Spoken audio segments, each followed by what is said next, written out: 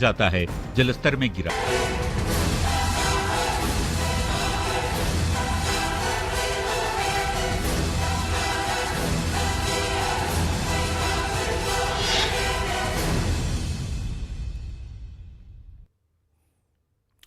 आप देख रहे हैं न्यूज 18 स्पेशल और आपके साथ मैं हूं विवेक। विनायक दामोदर सावरकर भारतीय स्वतंत्रता संग्राम का वो योद्धा जो हमेशा विपक्षी पार्टियों के निशाने पर रहा। राजनीतिक पार्टियां अपने अपने हिसाब से सावरकर का इस्तेमाल करती रहीं और जब भी इस नाम को सियासी अखाड़े में घसीटा जाता है एक बड़ा सियासी बवंडर पैदा होता है। ताजा विवाद आरजेडी ने खड़ा किया है और इसी पर हमारा खास कार्यक्रम भी है, सावरकर पर सियासत।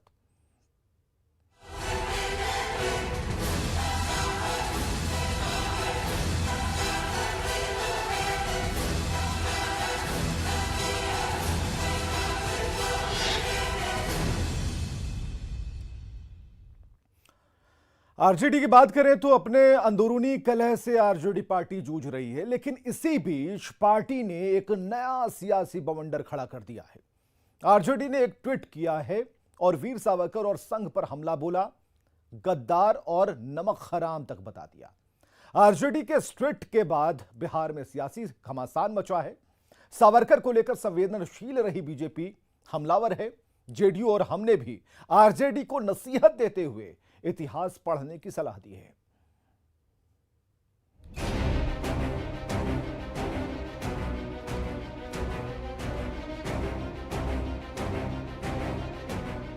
बिहार में पिछले कुछ दिनों से सियासी पारा चरम पर है और इसके केंद्र में है राष्ट्रीय जनता दल यानी आरजेडी।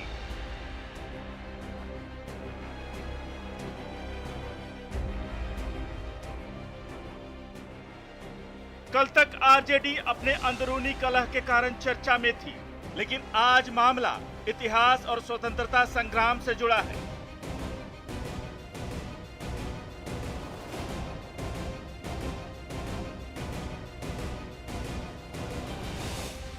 दरअसल आरजेडी ने वीर सावरकर पर ट्वीट कर सियासी बवंडर पैदा कर दिया है। आरजेडी ने अपने ट्वीट में आरएसएस पर भी सवाल खड़े किए हैं और उन पर गद्दारी करने का आरोप लगाया है। पहले आप आरजेडी का ट्वीट देखिए। गद्दार सावरकर के संघी डरपोक कार्यकर्ता, जिन्हें ना इतिहास की जानकारी है और ना वर्तमान की, ये कथित जन्मजात सर्वश्रेष्ठ लोग सदा से पीठ दिखा देश से गद्दारी करते आए हैं। नमक हरामी इनके खून में है। दरअसल दिल्ली में हिंदू सेना के कुछ लोगों ने अकबर रोड का नाम बदलकर सम्राट हेमू विक्रमादित्य मार्ग करने की कोशिश की थी। हिंदू सेना के कार्यकर्ताओं ने अकबर रोड के बोर्ड पर सम्राट हेमू विक्रमादित्य मार्ग का पोस्टर चिपका दिया। इसके बाद हिंदू सेना के राष्ट्रीय अध्यक्ष विष्णु गुप्ता पुलिस को देखकर वहां से निकल लिए।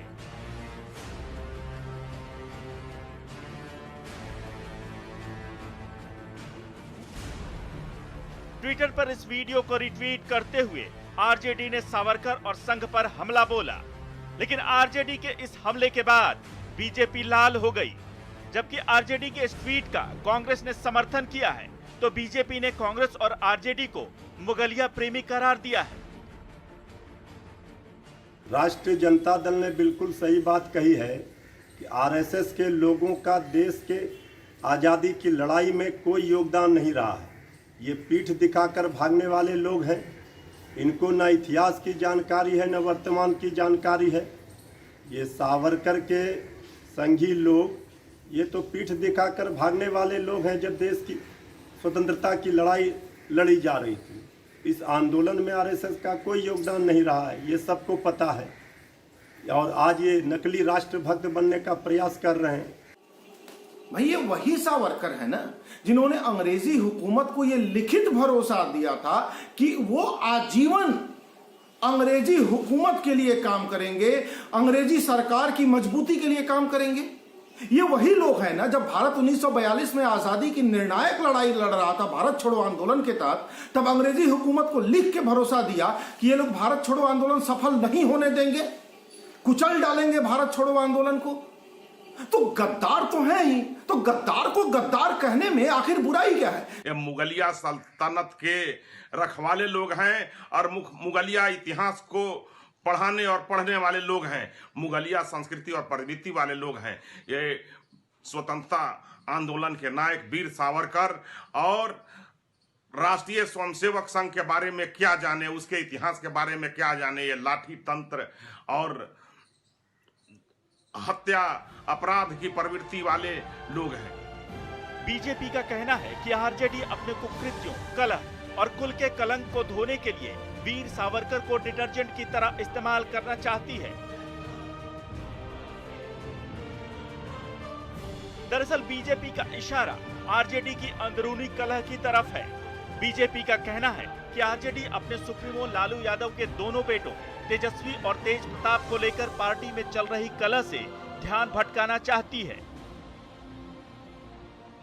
आजादी की लड़ाई में जो सावरकर का योगदान है उसको समझने के लिए जो बुद्धि, जो विवेक, जो समझ होनी चाहिए वो आरजेडी के पास तो कतई नहीं है। आरजेडी के संस्कारों में तो सिर्फ चारा है, उनके लिए राजनीति, राष्ट्र सब कुछ चारा है और इसी चारे ने उनका क्या क्या हाल बना रखा है ये दुनिया जानती है। चारे के प्रति उनका प्रेम, चारे के प्रति उनका मोह और राष्ट्रभक्ति और राज्य भक्ति और ये राष्ट्रद्रोह, ये राजद के समझने की चीज है।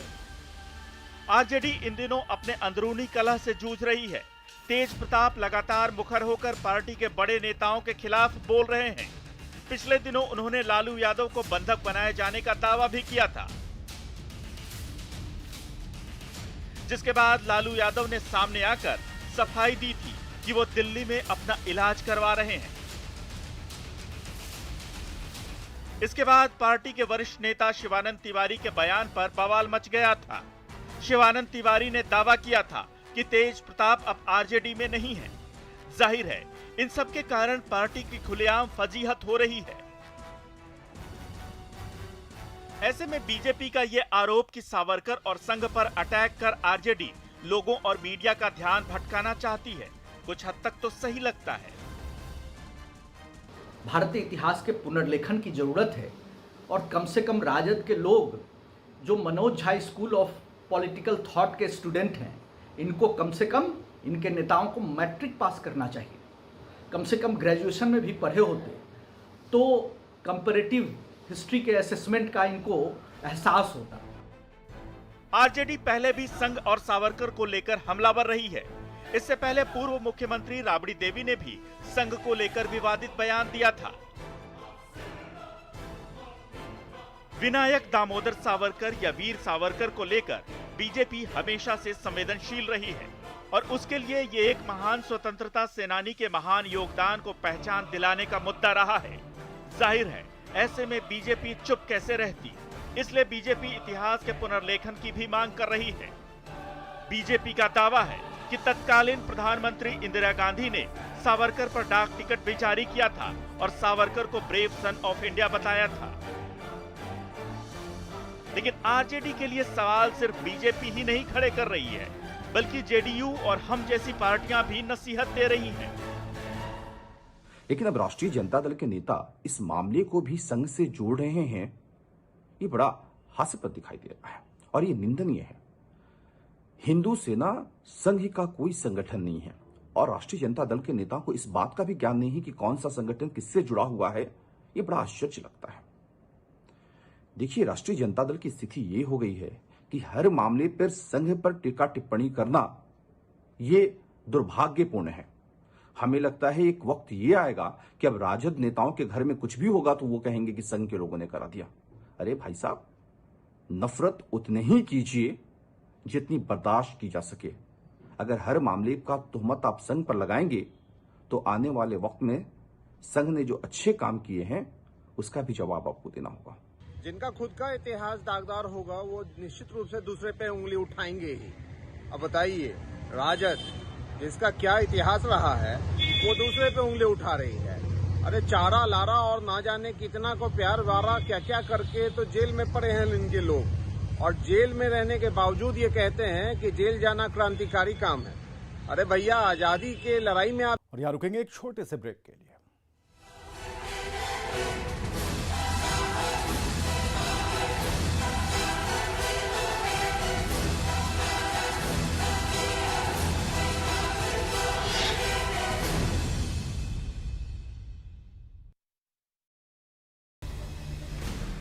ऐप पे and News18 network present crypto की समझ।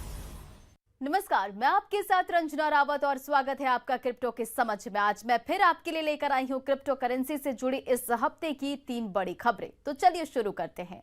हैकर्स ने 6000 कॉइनबेस अकाउंट से क्रिप्टो करेंसी की चोरी। जी हां, कॉइनबेस ने कंफर्म किया है कि कम से कम 6000 अकाउंट हैकर्स के शिकार हुए हैं। कॉइनबेस क्रिप्टो करेंसी की दुनिया के बड़े नामों में शुमार है। वेबसाइट और एप्लीकेशन एवरेज ट्रेडर के लिए विभिन्न क्रिप्टो करेंसी खरीदने और बेचने के साथ साथ उनकी परफॉर्मेंस मॉनिटर करने का एक सुविधाजनक तरीका प्रदान करती है। हालांकि ऐसा लगता है कि प्लेटफॉर्म पर यूजर्स का एक बड़ा हिस्सा हैकर्स के एक ग्रुप का शिकार हो गया है। कॉइनबेस ने कहा है कि कम से कम 6000 अकाउंट में हैकर्स द्वारा क्रिप्टो करेंसी की चोरी की गई है। कॉइनबेस ने बताया कि 1 अक्टूबर 2021 को हैकर्स के द्वारा कई अकाउंट से छेड़छाड़ की गई थी। कॉइनबेस का कहना है कि इसके सिक्योरिटी सिस्टम में एक खामी की वजह से ऐसा हुआ।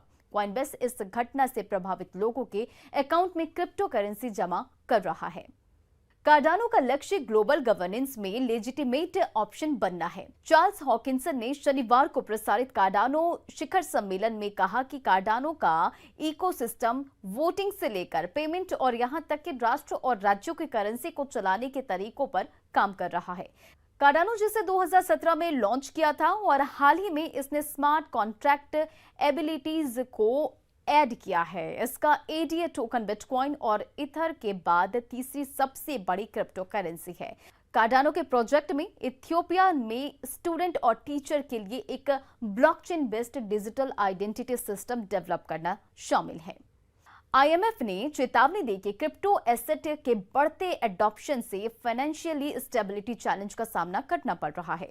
आईएमएफ ने कहा कि क्रिप्टो इकोसिस्टम की तेज ग्रोथ नए अवसर प्रदान कर रही है, लेकिन ये भी चेतावनी दी है कि digital currency asset financial stability की चुनौतियों का सामना भी कर रही है। क्रिप्टो करेंसी डिजिटल या वर्चुअल करेंसी है जिनमें एन्क्रिप्शन तकनीक का इस्तेमाल उनकी यूनिट के जनरेशन को रेगुलेट करने और फंड के ट्रांसफर को वेरीफाई करने के लिए किया जाता है। आईएमएफ ने अपनी रिपोर्ट में कहा कि क्रिप्टो इकोसिस्टम द्वारा उत्पन्न चुनौतियों में क्रिप्टो एसेट प्रोवाइडर से ऑपरेशनल और financial integrity risk, crypto asset और डेफी के लिए इन्वेस्टर प्रोटेक्शन रिस्क और इनएडुकेटेड रिजर्वर्स और कुछ स्टेबल कॉइन के डिस्क्लोजर शामिल हैं। और आज हमारे साथ जुड़े हैं शतर Chandra, blockchain and emerging tech evangelist. Crypto exchange कितने असुरक्षित हैं और वो अपनी सुरक्षा और ग्राहकों को कैसे मेंटेन करते हैं? तो क्रिप्टो एक्सचेंजेस दुनिया भर में वो हमेशा ये कोशिश करते हैं कि सही साइबर सिक्योरिटी सोल्यूशन को अपनाएं और अपने एक्सचेंजेस को सुरक्षित रखें। लेकिन हैकिंग एक बहुत बड़ी समस्या है और पिछले वीक तो जापान का एक बड़ा एक्सचेंज भी हैक हुआ था। तो अब हैकिंग से कैसे बचा जाए? तो क्रिप्टो एक्सचेंजेस क्या कर रहे हैं, अपने यूजर्स को एडवाइस कर रहे हैं कि आप अपने पासवर्ड्स को स्ट्रांग रखें, एक पासवर्ड मैनेजर यूज करें, और जो लोग पासवर्ड मैनेजर यूज नहीं करना चाहते वो एक अलग कॉन्सेप्ट है 2 स्टेप ऑथेंटिकेशन प्रोसेस, जैसे गूगल ऑथेंटिकेटर हो गया, उसको यूज करें। बट एक नया चलन अभी सामने आ रहा है जिसमें exchanges multi signature cold wallet use कर रहे हैं। कोल्ड वॉलेट का मतलब एक हार्डवेयर वॉलेट जहां पे आपके प्राइवेट कीज सिक्योर रहेंगे और जब आपको ट्रांजैक्शन करना होगा तभी आप उन कीज को यूज करके ट्रांजैक्शन करेंगे, बाय और सेल करेंगे क्रिप्टो एक्सचेंजेस पे। अभी हो क्या रहा है कि जितने भी क्रिप्टो एक्सचेंजेस हैं मोस्टली वो अभी हॉट वॉलेट्स यूज कर रहे हैं जिसमें प्राइवेट और पब्लिक की आपका एक्सचेंज पे होता है, और कुछ भी जो ऑनलाइन है वो हैकिंग के लिए प्रोन है। तो ये जो नया अप्रोच है ऑफ यूजिंग कोल्ड वॉलेट और मल्टी सिग्नेचर वॉलेट जिसमें आपको 2 से ज्यादा प्राइवेट की चाहिए एक ट्रांजैक्शन को एग्जीक्यूट करने के लिए, ये एक सेफ मॉडल है जिसमें बहुत सारे एक्सचेंजेस जा रहे हैं। और आज के लिए बस इतना ही। अगले हफ्ते क्रिप्टो से जुड़ी कुछ और रोचक खबरें जरूर लेकर आऊंगी।